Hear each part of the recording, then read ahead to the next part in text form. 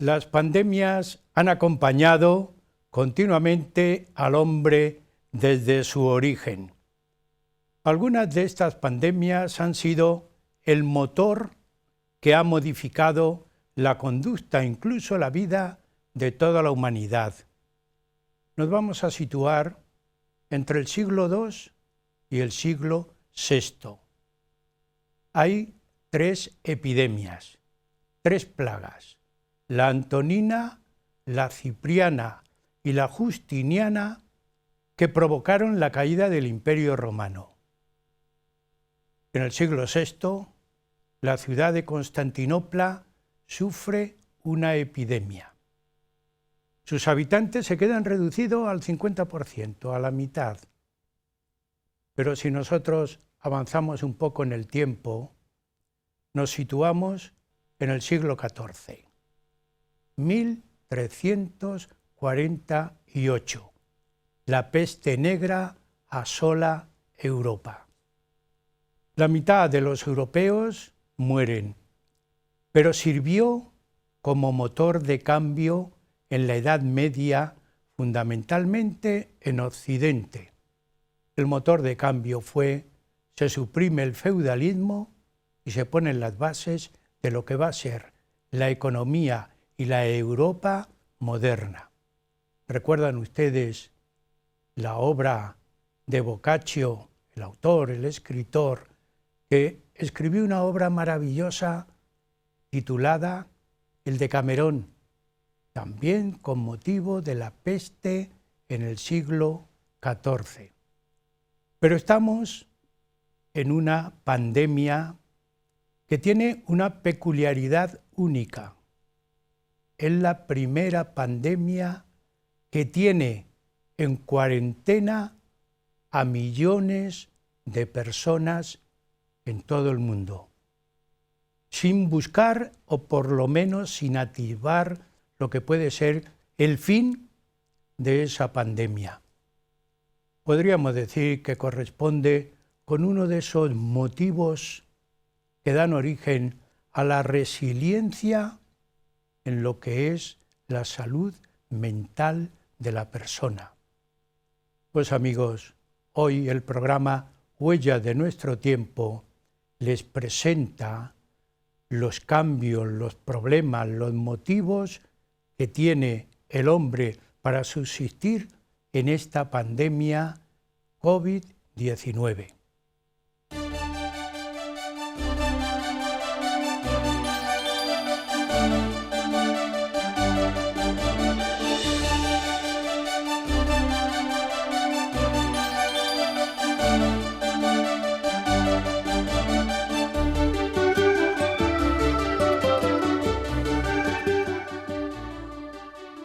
Se pone en juego la vida del hombre en la pandemia.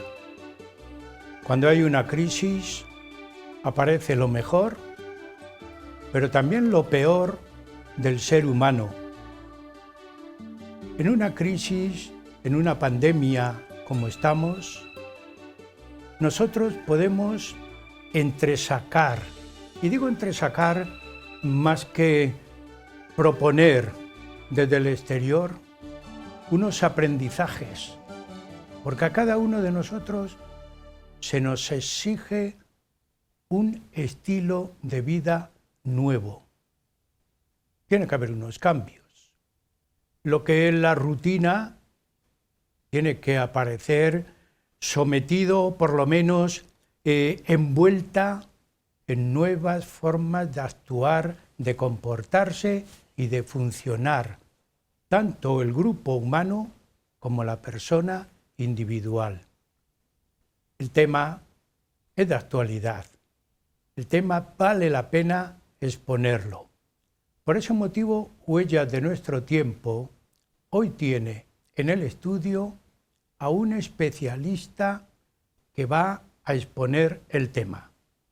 Don Jesús Rodríguez Rodríguez, doctor en psicología, es profesor tutor de la Universidad Nacional de Educación a Distancia, es psicólogo en activo y además pertenece a la Cofradía Internacional de Investigadores de Toledo, que está en la Junta como Prioste segundo.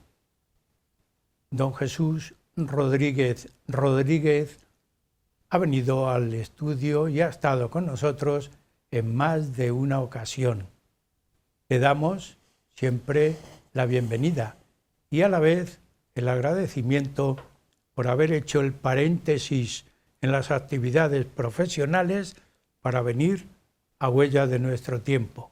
Así que, Jesús, muchas gracias. No, gracias a ti, por supuesto. Ya sabes que yo, en el momento que me llamas, lo dejo todo para estar contigo, o sea, y además en este programa y con el equipo además de realización, ¿no? Que ya casi tenemos amistad, o sea, que nos conocemos desde hace mucho tiempo. Pues, Jesús, entramos en el tema. El tema es muy amplio. Podemos hacerlo todo lo amplio que queramos nosotros. Sí. Sin embargo, vamos a ir acotando cuestiones. La primera va a ser de situación. Hace un año aproximadamente nos confinamos. ¿Qué ocurre en esos momentos, no solamente en España, qué ocurre en la humanidad? ¿Cómo funciona? Bueno, vamos a ver. Yo creo que pasamos por varias fases, pero si volvemos un poquito la vista atrás al 2020 y volvemos un poco a aquellos días donde estábamos en marzo, el 12 de marzo, que era cuando empezaba en algunos lugares ya de España a haber noticias importantes acerca del COVID, de lo que iba a haber, de lo que no iba a haber, y teníamos, bueno, la experiencia también del 8 de marzo, donde el speaker Fernando Simón nos había dicho que no iba a pasar nada, que no iba a haber ningún problema, o sea, que queríamos buenas noticias en cierta medida. Sin embargo, la semana siguiente estamos todos confinados y todos además en casa, o sea, un confinamiento total, porque además estábamos en casa sin ningún tipo de poder salir. Yo creo que ahí tenemos un pensamiento mágico. La mayoría de la gente que nos confinamos tuvimos un pensamiento mágico de que esto iba a durar muy poco. Era lo primero que pensábamos. Aunque por ley se había hecho que iba a durar unos meses y que iba a tener, pero teníamos una sensación, todo el mundo que nos cerramos, bueno, esto es en un mes. Hubo algunas personas que hablaron de unas vacaciones forzadas, que lo íbamos a vivir como tal, estábamos en un buen tiempo, además que hacía buenos tiempos, o sea que quiero decir que ahí, bueno, pues ya lo digo, fue un poco como tipo hedónico, como un ocio, bueno, pues vamos a meternos. Luego ya empezamos a ver cosas que estaban sucediendo, ¿no? Familias que empezamos a ver a través de las noticias, familias que se habían quedado en varios puntos de Europa, otras en Estados Unidos, otra gente de aquí, y empezamos a ver ya noticias más alarmantes. Y entramos en la segunda fase, que era una fase de activación emocional, en el que ya sí nos empezamos a preocupar. Que esto viene a ser aproximadamente al mes siguiente, a los 20 y tantos días, que hay una fase ya de activación, porque ya empezamos a tener un cierto nivel de estrés. Sí, estoy de acuerdo que había Lo Resistiré, de las 8 de la tarde, sí que empezamos a vernos y a ver que otra gente estaba en la misma situación, veíamos la calle ya desierta, todas esas cosas son llamativas, ¿no? Jesús, desde tu posición ya se podían, por lo menos, distinguir algunos factores estresantes que estaban marcando un poco la conducta de la persona. El confinamiento, que yo dije anteriormente, de millones de personas, no era frecuente, ¿verdad? No. Incluso para los psicólogos, ese confinamiento, y te he hecho una cuestión de factores estresantes, pero era como decir, tenemos aquí una gran imagen y una muestra para estudiar el comportamiento de la persona. ¿Podía un psicólogo iniciar ya ese pensamiento, ese motivo? Tú sabes que hay muchísimos estudios, muchos, que se han hecho a niveles de facultades, de sociología, de psicología, de humanidades en general, que han estado haciendo estudios de la conducta humana durante este tiempo, porque este dato nos faltaba a todo el mundo. A niveles globales, esos datos estaban ahí. Hay una encuesta muy buena, macro encuesta, casi con carácter europeo, que se llama N1H1. Es donde la mayoría de las veces hemos utilizado sobre todo los colegios de psicólogos, han utilizado esos datos para luego poder hacer terapias y para poder hacer intervenciones psicológicas. Efectivamente, porque la última vez habían sitios, lugares puntuales, catástrofes, terremotos, por ejemplo Caterina, que había pasado en Estados Unidos, o en algunos lugares muy concretos de Hispanoamérica, ¿no?, de Nicaragua, etcétera, que había habido confinamientos determinados por motivos climatológicos. Pero esta era la primera vez que se podía hacer el estudio de algo a niveles humanitarios, bueno, de humanidad, es decir, de qué es lo que estaba pasando. Entonces, yo estuve trabajando con gente muy directamente, con gente italiana, porque nosotros éramos como los segundos que veníamos de Italia. O sea, lo que pasaba en Italia, a las 2 semanas pasaba en España. Entonces, utilizábamos mucho hablar con los psicólogos italianos, porque precisamente nos adelantaban todo lo que estaba sucediendo allí, sobre todo en Milán. ¿Y qué factores ellos trasvasaban? Porque ellos ya tenían por lo menos una mínima muestra. Pues mira, había 3 colectivos que eran importantes, divididos. Los que eran de primera, acción, bomberos, sanitarios, conductores de ambulancia, las personas que estaban en la fase, porque bueno, estamos hablando sobre todo de mucha gente que estaba infectada, mucha gente con contagio. Entonces, realmente de primera línea eran los sanitarios, pero no solamente los sanitarios, sino alrededor de ellos los que estábamos hablando de bomberos, porque hubo muchos estudios, sobre todo con gente de bomberos. Aquí en España hubo la UME, pero allí sobre todo el cuerpo que más estuvo trabajando fue los bomberos, sobre todo a la hora de recuperar personas, de hacer unas labores humanitarias impresionantes. El segundo grupo es el grupo de los trabajadores esenciales, porque evidentemente si hay un confinamiento de población, estamos hablando de que, yo lo puse en un estado en mi móvil, el tema de los rollos de papel higiénico faltaron. Bueno, pues igual pasaba con la comida. O sea, hubo un tiempo de acaparamiento de comida, sobre todo pues recordamos el Mercadona, que hizo un gran esfuerzo. Digo el Mercadona como hay la mayoría de los centros que había de alimentación en Toledo, que realmente abastecieron a todo el mundo, ¿no?, la gente que podía salir. Esos serían los 2 colectivos importantes. Y un tercero, que sería el que llamamos de retaguardia. Y dentro de la retaguardia había también trabajadores esenciales que realmente nunca dejaron de hacerlo. Por ejemplo, los agricultores, por ejemplo, funcionarios, por ejemplo, maestros. Jesús, ¿podemos concretar en todos ellos qué aparecía? ¿Qué rasgo, qué factor aparecía? ¿El miedo al contagio, estrés, depresión? ¿Se podía ya un poco matizar esa idea? La fatiga crónica aparece en el primer mes. Lo que nosotros estuvimos viendo precisamente con nuestros contactos que estábamos en Italia, a través de la asociación MDR, lo que veíamos era sobre todo fatiga crónica. Estamos hablando del primer mes, como un hecho traumático. Entonces, era el inicio de lo que sería posteriormente lo que ahora mismo estamos viendo con el TEP, los traumas postraumáticos, ¿no?, lo que era el trastorno postraumático. Pero en los primeros meses, sobre todo lo que había era miedo al contagio, como tú bien has dicho. El segundo, que era una parte sobre todo de un insomnio radical, porque la mayoría de los cuerpos y de seguridad del Estado lo que tenían es un gran insomnio, porque estaban absolutamente, pues eso, sí, con turnos enormes y tal. Y por supuesto los sanitarios, ¿no?, con lo que era todo lo que se les venía encima increíblemente. Dentro de este panorama aparece obligatoriamente un profesional, un psicólogo. ¿Qué papel tuvo inicialmente. Después también nos vas a ir hablando la intervención del psicólogo, porque aquellos primeros días y primer mes y segundo y tercero se ha prolongado un año. ¿Cuál es el papel del psicólogo desde ese primer punto del tiempo?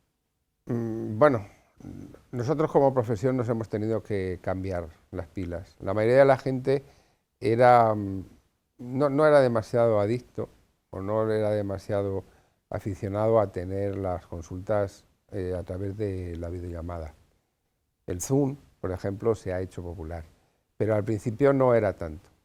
Pero en el momento en que la gente se confina, empieza a haber una serie de colectivos bastante importantes que necesitan terapia y que tenemos que estar con ellos. Yo durante toda la pandemia he tenido, digamos, un poco más trabajo que nunca, en el sentido clínico, porque yo ¿Quiénes son, Jesús, perdón, quiénes son los que solicitan, piden ayuda en la clínica de salud mental? ¿Qué colectivos? ¿Los mayores de edad, los de media edad, las mujeres, los que están parados? ¿Tú tienes...? Sí, sí, la población... Vamos a ver, la mayoría de las asociaciones de víctimas de violencia han continuado haciendo atención a personas porque, vamos a ver, estamos hablando de que muchas de las víctimas de violencia estaban ahí en las familias confinadas, o sea, que vivían a veces con el agresor. También, evidentemente, la gente con mayor edad, que está sobre todo sola o que estaba en residencia de ancianos, no son candidatos habituales a las consultas de psicólogo, porque normalmente ellos tienen tanto en residencias como a lo mejor tienen accesos a Cáritas o a servicios sociales que normalmente están con ellos y que pueden aportarles esa solución. Nosotros, mayoritariamente el colectivo que más trabajábamos era el de mediana edad, diríamos, sí. Sobre todo. Algo, aunque sea muy concreto, Jesús, porque no le vamos a dar a los telespectadores una clase, no pretendemos eso, pero alguna herramienta que para ti haya sido útil, destacable, en toda esta primera parte de intervención del psicólogo. Herramienta fundamental. La fundamental, pues te voy a decir el apoyo familiar. El apoyo familiar yo creo que es lo mejor. Las personas que son solitarias, evidentemente han encontrado en el móvil, o han encontrado, pero el apoyo, el de hablar con la gente. Esos tiempos que hemos tenido de confinamiento nos han acercado a mucha gente, a muchas personas con las que a lo mejor hacía tiempo que no hablábamos. Y para mí la principal herramienta es el poder hablar. Es, yo creo que lo mejor. A niveles de psicólogo, nosotros los latinos tenemos una ventaja en comparación con los anglosajones, y es que nosotros hablamos, comunicamos y sobre todo expresamos nuestras emociones. Para mí la mejor forma es sin duda alguna el lenguaje platónico, el hablar. Realmente eso es lo mejor, porque luego nos vamos a meter en disquisiciones de otros temas que son a veces inventados por los anglosajones, pero realmente para nosotros, los latinos, y en este caso los toledanos o castellano-manchegos, sin duda alguna es hablar. Jesús, yo te voy a precisar, porque quiero que quien nos ve y escucha tenga ideas claras. Y te voy a precisar. Si nosotros ponemos una serie de factores como puede ser depresión, ansiedad, estrés, insomnio, esos factores han sido desde ese principio, inicio, importantes en la intervención del psicólogo porque estaban muy localizados en esa población que acudía a la consulta. Bueno, quizás te voy a decir una que falta, el TOC. El TOC, el trastorno de obsesivo-compulsivo. Nos han convertido en obsesivos con el tema de la limpieza y con el tema, sobre todo, diríamos, de la higiene. Entonces, ahí también un poco falta. Pero lo que desde un principio ha sucedido, como tú dices, es el insomnio. La mayoría de la gente que estaba confinada, o que hemos estado confinados, como estábamos tan descansados, que no salíamos, que no hacíamos, Sí, sí. era sobre todo la parte de insomnio. Y el insomnio va asociado siempre a la parte ansiosa, evidentemente, y esa parte ansiosa siempre está asociada mucho a lo que era la parte depresiva. Lo que yo le llamo la anedonia, que es como la falta de placer por vivir, por sentir las cosas. Vulgarmente, para quien nos ve, falta de ilusión. Eso es, Bien. eso es. Jesús, si nos concretamos un poco en toda esta exposición que estás haciendo, aparece una figura obligada y además que sufrió más que otros, el profesional sanitario. Sí, efectivamente. ¿Cómo se manifestó en tu relación con ellos? ¿Cómo veías tú Bueno, su figura? a través de la Consejería de Sanidad, nosotros tuvimos colaboraciones precisamente con lo que estábamos viendo, con la mayoría de las personas, tanto auxiliares de clínica en residencias como sanitarios, y para ello la Consejería de Sanidad de nuestro gobierno regional hizo una serie de grupos de trabajo para poder, diríamos, intervenir con ellos.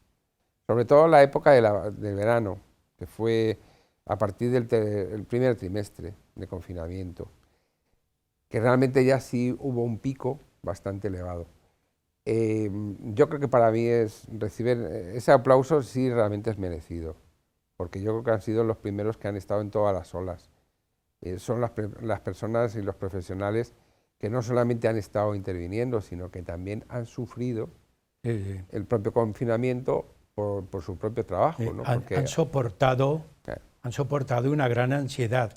No hay muchos estudios. Yo, leyendo un poco, de acuerdo contigo, he visto que en España teóricamente pues no hay ningún estudio referente a esto. sí, bueno, sí hay uno. Sí. Ya te lo paso. Podemos utilizamos? ver, yo dije depresión, ansiedad, estrés. A mí me parece que lo mismo que el insomnio, el estrés es uno de los rasgos o factores que más ha influido en toda esta población sanitaria. ¿Tú estás de acuerdo con esta idea?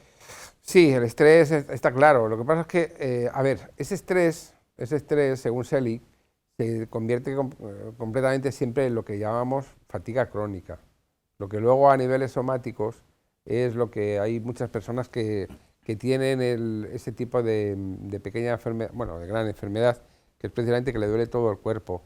El problema del estrés que estamos viendo es que es un estrés somático. O sea,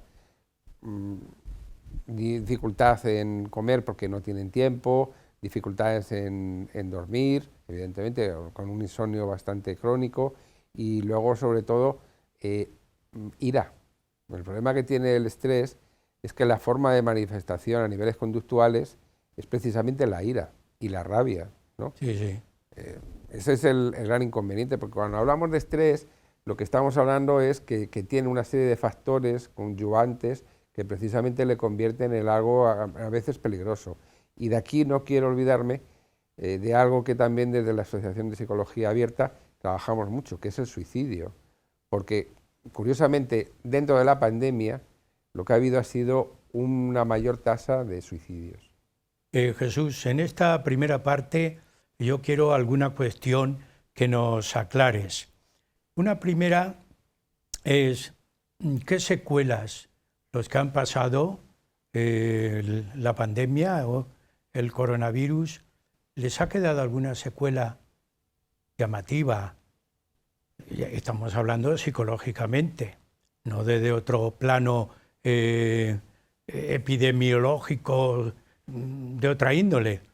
¿Psicológicamente les ha quedado algo? Mira, yo voy a invitar a los oyentes que hagan una cosa, que vean la foto de la Navidad 2019-2020 y que vean la foto de la Navidad 2020-2021. Que se miren a la cara en una y en otra. Que se miren a la cara, simplemente a los ojos, que se miren a los ojos y que se vean los ojos de uno y de otro. La secuela que yo creo que más nos ha llegado es sin duda alguna el carácter de tristeza. Tenemos una tristeza bastante introyectada. O sea, cuando hablas con alguien, pues hablas con una sensación de que dice, bueno, a ver si se resuelve, bueno, a ver si esto pasa. Siempre hay, pero hay una parte, normalmente no depresiva, sino hay una tristeza en todos nosotros. Colectiva. Bastante sí. Podría ser Es muy colectiva. global. Sí, los técnicos le llaman de rebaño. Es una tristeza de rebaño, ¿no? Es una tristeza melancólica de rebaño, o grupal, para no llamarla así. Jesús, un dato obligado. Para luchar contra... muchas veces no sabe uno contra quién. Tiene que aparecer un estado de ánimo, por lo menos un mensaje optimista en esta primera parte. Por supuesto. Hablamos de la fortaleza de la persona. Como un psicólogo le dice, mire usted, pero hay que tener fuerza en la vida para luchar. ¿Cómo se puede eso expresar, Jesús? Pues mira, la fortaleza la tenemos todos y todas. Está siempre en nuestra vida. A lo largo de nuestra vida siempre vamos a haber tenido situaciones de crisis y nos tenemos que agarrar a esas situaciones de crisis, o de malestar, o de perturbación, porque de ahí es donde tenemos que construir, ¿no? Yo luego te hablaré, en la segunda parte, te hablaré de Viktor Frankl. Viktor Frankl estuvo durante años en un campo de concentración, fue un superviviente de los campos de concentración. Y él escribió un libro que se llamaba El hombre en busca de su destino. Bueno, pues en realidad la vida es eso, es buscarnos. Nosotros nos creamos nuestra propia vida. O sea, yo creo, no creo en la predestinación, yo creo en la idea de que nosotros podemos construir cada día nuestra vida. Por tanto, las fortalezas y la resiliencia, que vamos a hablar después, están en nosotros. Simplemente es eso. Bien, Jesús, llegamos a la mitad del programa. Hemos situado el problema. Y en la segunda parte iremos concretando distintos tipos, factores, para aclarar este tema que es muy interesante. Amigos, un descanso y seguimos con ustedes hoy hablando de lo que todo el mundo habla, la pandemia que está confinando a millones de personas, COVID-19. Enseguida estaremos con ustedes.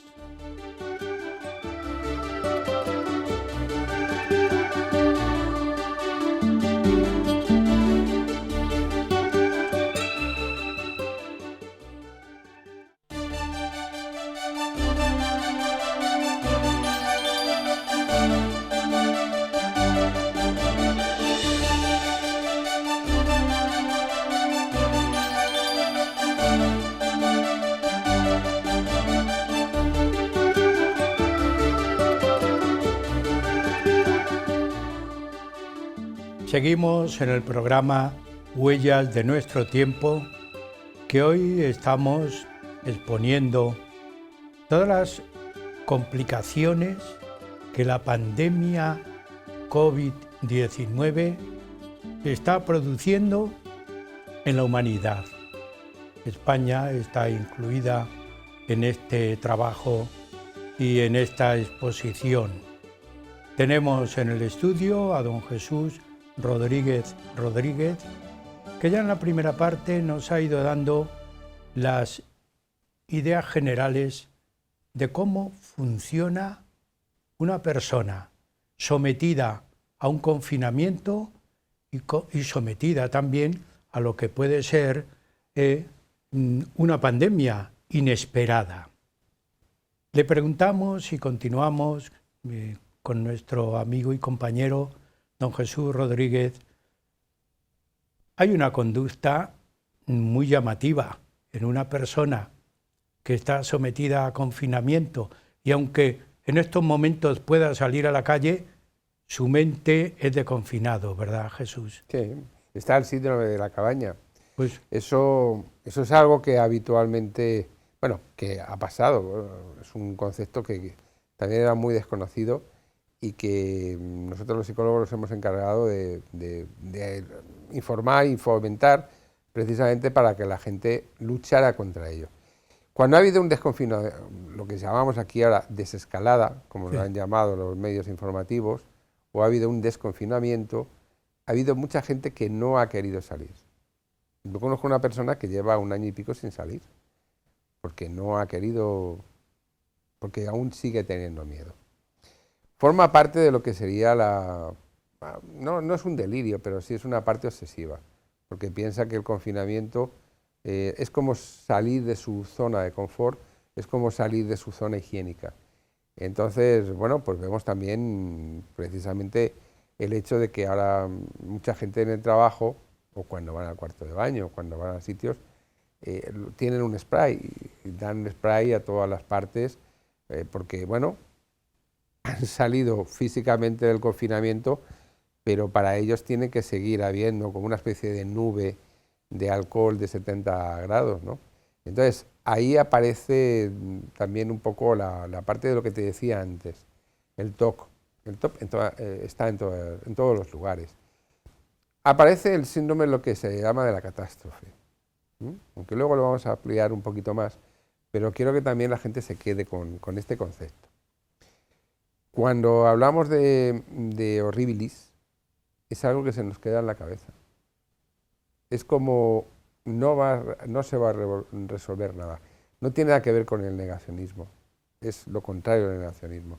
Pero en nuestra cabeza, la forma de prevenir, de anticiparnos ante las situaciones de miedo o de situaciones fóbicas que tenemos, lo que producimos es ese tipo de tranquilización. Y la forma de tranquilizarnos es tener una sensación de catástrofe. Decir, bueno, hay personas con las que no voy a... Claro, hay personas con las que no me voy a reunir. Bueno, pues eso también vamos a crear una estigmatización de personas. Por ejemplo, si nos enteramos que alguien se ha contagiado, pues ni le llamamos por teléfono, ni sabemos de él, porque creemos que nos vamos a contagiar. Bueno, pues esas sensaciones de prudencia en exceso o de higiene en exceso también nos sirve como mecanismo de defensa, pero también nos crean ese síndrome global que llamamos de la cabaña, que parece que todavía seguimos estando en nuestro nido, en nuestra casa. Estamos aclarando conceptos. Has hablado de catástrofe. Yo lo voy a unir a un estado emocional más amplio, pero que destacan dos cuestiones: el miedo y la incertidumbre. ¿Cómo funcionáis ante estas dos situaciones? Yo diría, ¿se puede decir situación emotiva? Sí, por supuesto. Fíjate, hay un libro de Rojas Marcos que viene a colación del 11M, del 11S, que hubo cuando las Torres Gemelas. Este psiquiatra estaba en su momento como jefe de la unidad de salud mental en Nueva York, Sí. con lo que conllevaba todo esto. Y él hizo un pequeño librito que era precisamente sobre la incertidumbre, porque una de las cosas que sucedió después es que estamos hablando de 600 millones de personas en Estados Unidos, entraron en un proceso de incertidumbre. 600 millones y pico de personas estadounidenses, después del 11M, entraron en incertidumbre, porque habían perdido la seguridad, se habían sentido inseguros. La incertidumbre es precisamente eso, inseguridad. Nosotros habitualmente convivimos con esta incertidumbre. Ahora se ha hecho mayor y ahora mismo la notamos mucho más. Pero la incertidumbre la convivimos con ella sobre todo, por ejemplo, imagínate, tenemos un análisis determinado sobre una serie de dolencias que sufrimos y el tiempo hasta que nos llega ese tipo de resultado de análisis es ese estado, es esa situación en la que nos vivimos con un estado de tensión. Es una tensión, es incontrolable porque está dentro de nosotros, es una parte muy cognitiva, es una parte sobre todo muy talámica, porque tiene que ver con ideas a veces catastróficas. Y si el resultado es negativo, ¿y qué pasa? ¿Qué va a pasar de mí? Y entonces ya empezamos a anticiparnos a ver una serie de imágenes bastante negativas.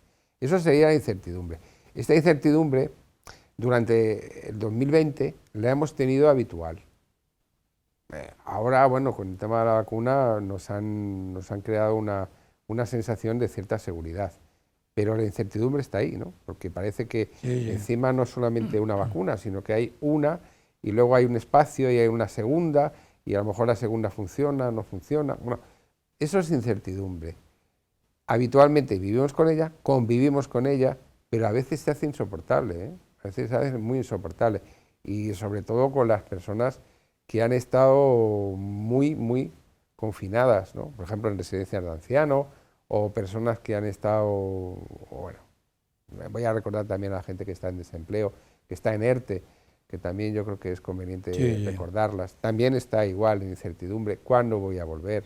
Que han estado igual sí. con estos meses. Fíjate, Jesús, yo leyendo en una revista médica, vi que en una de las autonomías españolas, no la voy a citar porque no viene a cuento, hicieron un muestreo con personal sanitario, algo así, una muestra pequeña de 400 y poco, me parece que eran 421 a los que preguntaron, hombres y mujeres sanitarias, y les preguntaban pues los factores importantes que hemos ido citando sobre la depresión, sobre la ansiedad, el estrés. Pues a mí me llamó la atención que el miedo era uno de los rasgos que aparecía en el personal sanitario. Te digo esto porque estoy de acuerdo contigo, que esa incertidumbre nos lleva al miedo, ¿verdad? Sí. No, en realidad es, dentro de la amígdala es una respuesta, que tenemos motora. Que mucha gente la vamos a ver así, Sí. y esto precisamente es una respuesta motora a la incertidumbre. Es curioso, pero forma parte también de una conducta habitual.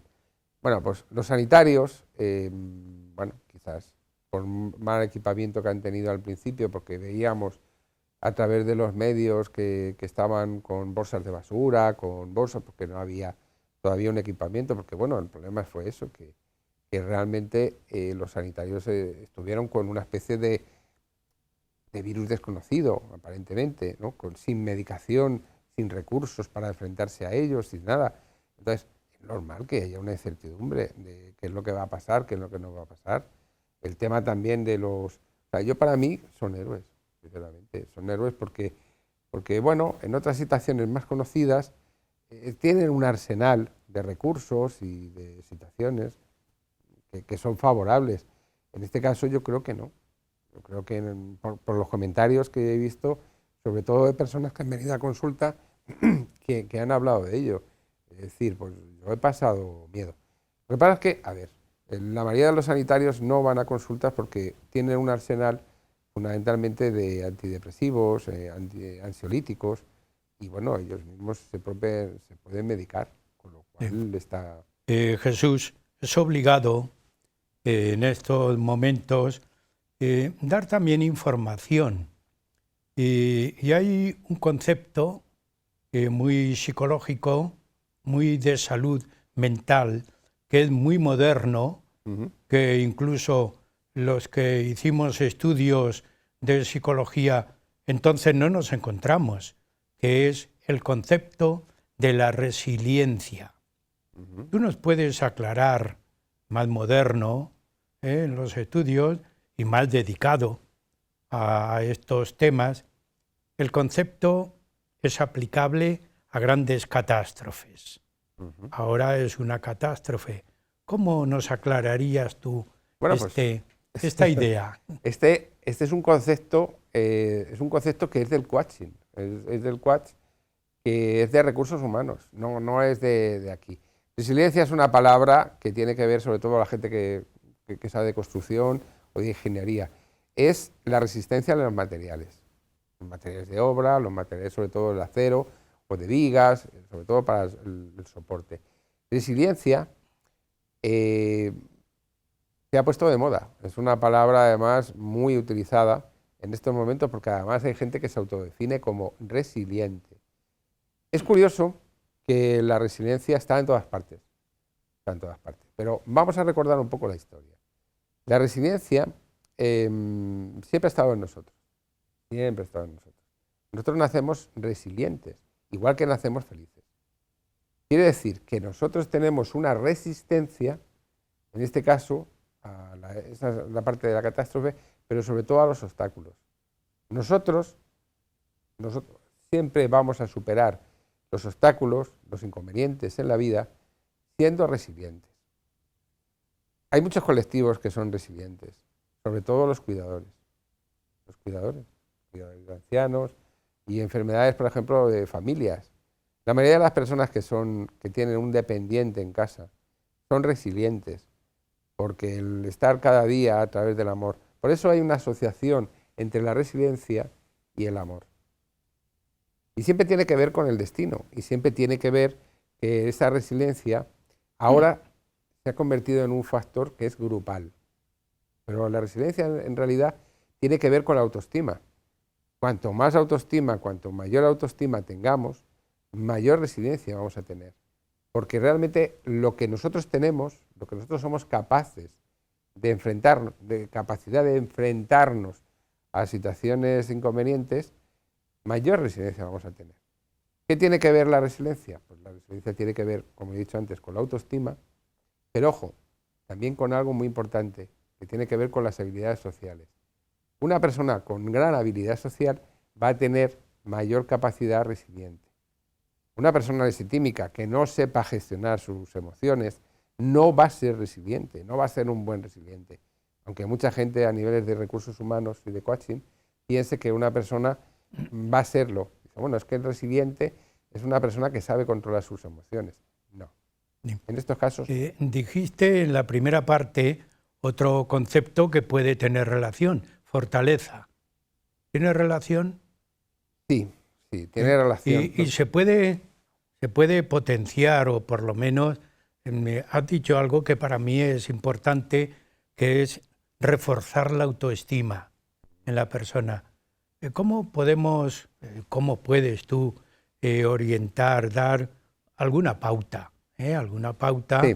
Porque las personas no se quieren quedar con el término y el concepto resiliencia, sí, pero sí con el concepto de lucha, con el concepto de refuerzo de la persona.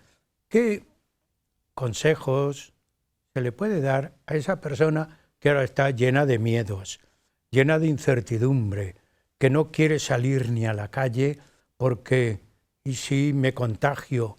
Porque todo eso acabas de decir que está en el ambiente social. ¿Cómo se puede aclarar un poco ese Pues mira, concepto? Tengo aquí unas breves notas, porque además las quiero leer para que la gente lo pueda interpretar muchísimo mejor. Por ejemplo, cambiar el foco de tus pensamientos hacia lo que sí está en tu mano. Muchas veces pensamos en situaciones generalizadas, pero no pensamos en lo que está en nuestras manos. Muchas veces queremos ser excesivamente altruistas, ayudar a los demás, pero a veces la mejor ayuda empieza por uno mismo. Por tanto, la mejor forma de autoestima es a veces tener la parte que llamamos de autocuidado, cuidarnos a nosotros mismos. Si nosotros nos cuidamos a nosotros mismos, vamos a poder cuidar a los demás. Esa es la primera fase para ello. La segunda, vigilar el sentimiento de culpa. Esta pandemia nos ha generado muchas sensaciones de culpa, muchas. Culpa por no haber estado en el entierro de alguien, porque no nos hemos despedido, porque hemos estado en situaciones que a veces nos han sobrepasado. Y entonces, el sentimiento de culpa es importante. Y yo creo que para esto la parte espiritual es muy, muy importante, un buen asesoramiento o sobre todo un buen apoyo, porque a veces ese sentimiento de culpa es incontrolable. Lo tercero es el expresar sentimientos positivos. Parece una tontería, pero no hay que sacar tantas veces la basura. Y voy a explicar este término. Sacar la basura significa que a veces contamos demasiado negativo de nosotros. Contamos, fíjate, me ha pasado esto, Dios, habla de cosas positivas. Pues sabes que he aprendido algo bonito de este confinamiento que me ha hecho sentir bien, porque he descubierto que tengo gente que me quiere, Vale, perfecto, ya está. Di cosas positivas. La mentalidad es de cosas muy positivas, siempre positivas, pero nunca que sacamos la basura todos los días. ¿Sabes qué? Buah, fíjate, pues es que he descubierto. Se repite lo mismo. Claro, Se es repite. como una especie de Sí. Día de la Mascota, de la marmota, perdón, que es que habitualmente sacamos esas negatividades como tales, ¿no? El cuarto sería revisar las creencias que están desajustadas. Yo hay una frase que aprendí el otro día en una película que fue contundente, y esto yo creo que la gente quiero que lo sepa. Cuando nosotros hagamos un juicio, o hagamos un tipo de axioma, o hagamos un pensamiento, tenemos que pensar, ¿esto es un hecho o esto es una creencia?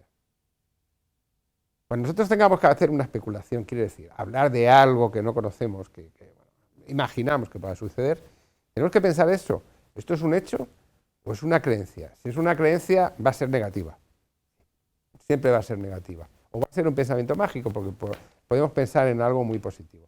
Por tanto, tenemos que pensar, ¿son hechos lo que pienso?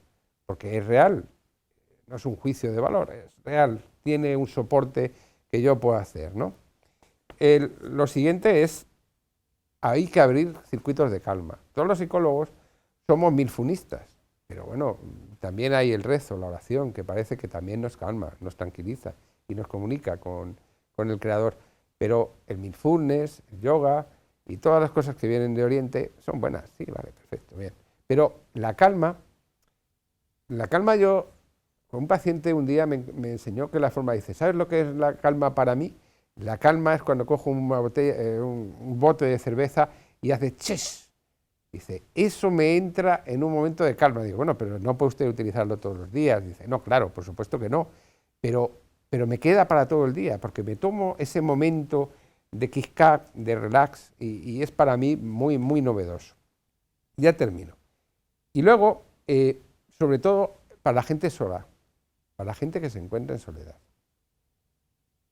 Hace unos días alguien me comentaba, dice, ¿sabes que mi abuela, que tiene 80 años, dice, está más informada que yo de cosas informáticas? Un chaval joven de 20 y tantos.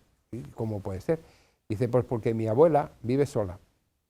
Pero también quiero hablar de otra persona que ayer salía en la tribuna y que tiene 100 años. Las personas que viven solas, esta persona que salía ahí en un artículo de la tribuna, que tiene 100 años, que ayer la vacunaban, bueno, ayer o antes de ayer, decía que ella quería autogestionarse, quería vivir sola y no quería depender de nadie.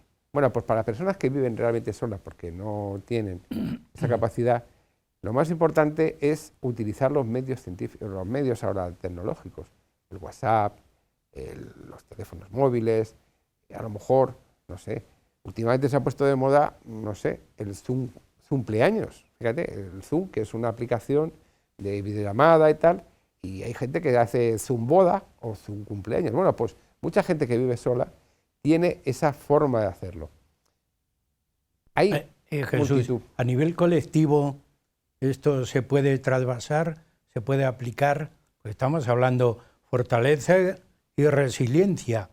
Esto se puede, Por supuesto. a Yo nivel creo colectivo, porque sí. también a nivel colectivo se necesita pues un contagio, diríamos, afectivo, emotivo, de ilusión.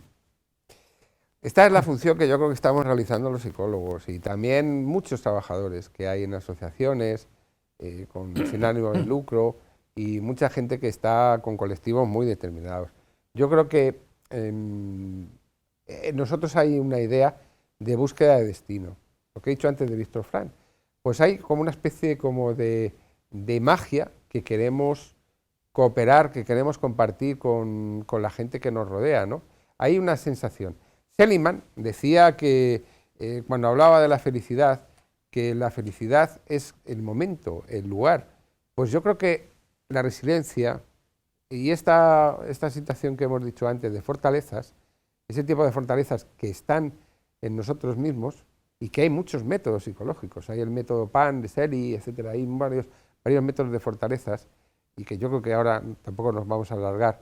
Pero la idea es que están nosotros. Simplemente es descubrirlas. Y muchas veces es mirar en qué otros momentos de nuestra vida hemos estado bajitos, en crisis, y hemos sido capaces de superarlo.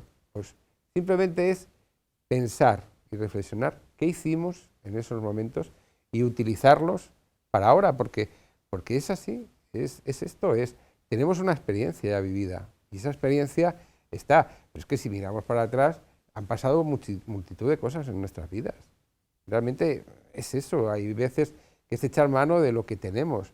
Por eso decía al principio, en la pregunta anterior, no vayamos mucho más allá, no vayamos el día, tenemos que ir el día a día, ¿no? Como decía en este caso el Cholo, hay que ir partido a partido, pues eso es igual, ¿no? Es aprovechar el día, yo no digo, es decir, gozar el día, es un mensaje que tú puedes dar. Efectivamente, es que hay que aprovechar los momentos, hay que aprovechar este momento, Jesús, por ejemplo. Estamos en esa última parte ya de recomendaciones y tenemos que dar algunas pautas y estamos diciendo, goza el día a día, pero en la mente colectiva y en la mente individual dice, yo quiero volver a la rutina, pero hay que darle un mensaje, Jesús.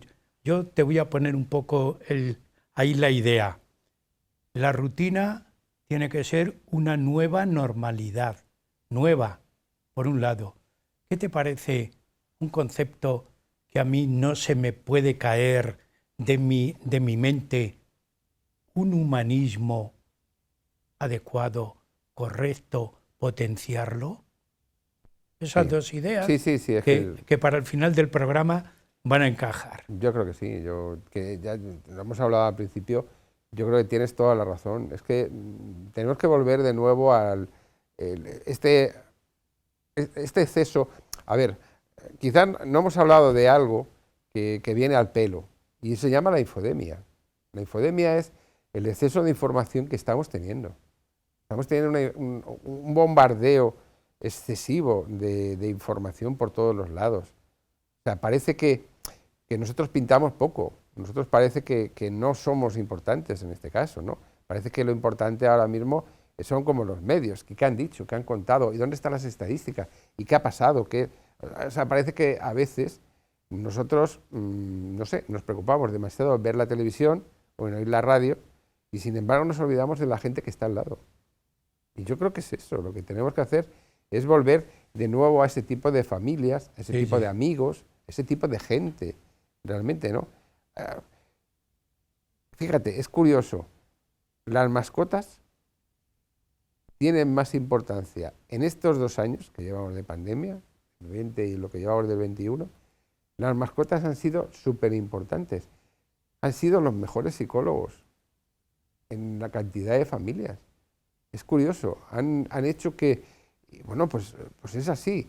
Igual que han hecho ellos, tener valores, porque las mascotas, los perros, los gatos, tienen esos valores de amor, lealtad, fidelidad. Pues es eso lo que estamos viendo ahora mismo. Es que tenemos que recuperar, como tú dices, un humanismo absolutamente universal. Es la mejor forma de unirnos, volver a ser personas. Jesús, con esa idea yo quiero terminar el programa, primero agradeciéndote a ti que nos hayas expuesto el tema, aclarándonos pues algunas cuestiones que, como tú bien dices, se quedan ahí olvidadas, atrapadas por la cantidad de información ajena a la que seguimos y le damos más caso que realmente a nuestra propia persona. Así. Pero yo quiero terminar el tema hablando a nuestros telespectadores diciendo, por encima de todo, la persona es la que debe contar. Voy a poner la palabra humanismo. Alguno puede decir humanismo cristiano. Para mí es válido. Pero también quiero matizar más. Humanismo que busque la creatividad de la persona, la originalidad de cada uno, que busque la belleza, que busque el amor, que busque la felicidad de él y compartida. Allí es donde está la equidad. Y con esta idea yo quiero agradecerles, como siempre, que nos sigan en el programa Huellas de nuestro tiempo.